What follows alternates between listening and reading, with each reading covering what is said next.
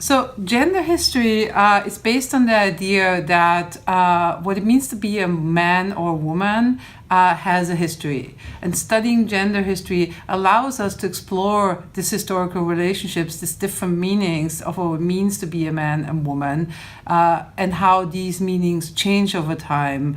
And why? I think that gender history is really important to study because there's so many different perspectives outside of just male and female even, that it's important to study transgender individuals and gender non-conforming individuals as well, so you can get a more complete picture of history.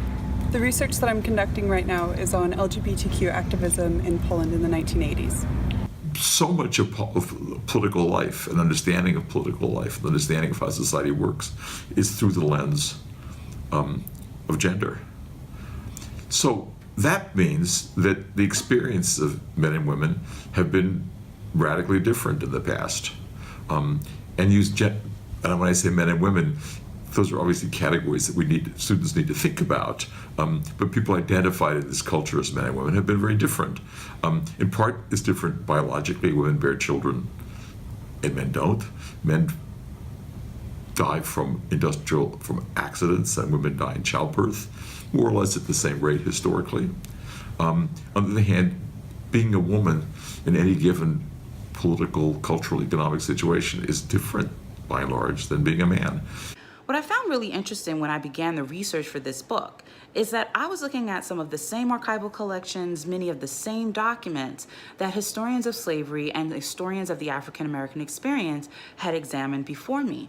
But I was approaching those sources with a new set of questions that were profoundly shaped by my interest in white women's investments in and roles in the economy of American slavery more broadly. Gender really affects the way that we move through the world. It's just as important an identity marker as race, class, and ethnicity.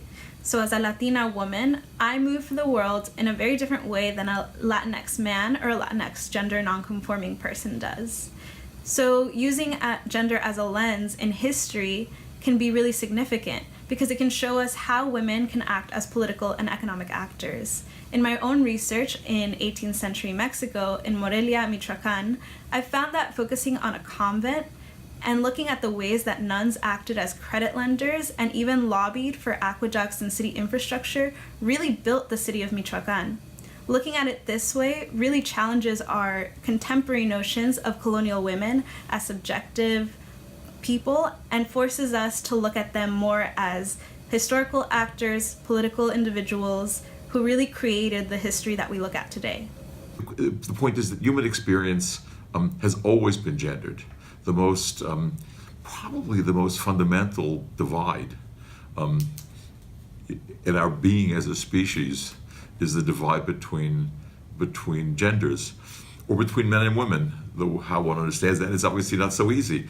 So the history of women and the history of gender are two really different fields, but they're both hugely important for the general historical enterprise. Since women make up roughly 50% of humanity, the systematic neglect of women in historical writing and research prior to roughly the 1960s, I think poses a real ethical problem on the one hand, but also a kind of intellectual problem, in that it's very difficult to understand historical change without considering the contribution to that change by this big swath of humanity and how this part of society experienced that change. Gender refers to a social construct that determines how a society makes sense of and promotes differences between masculinity and femininity.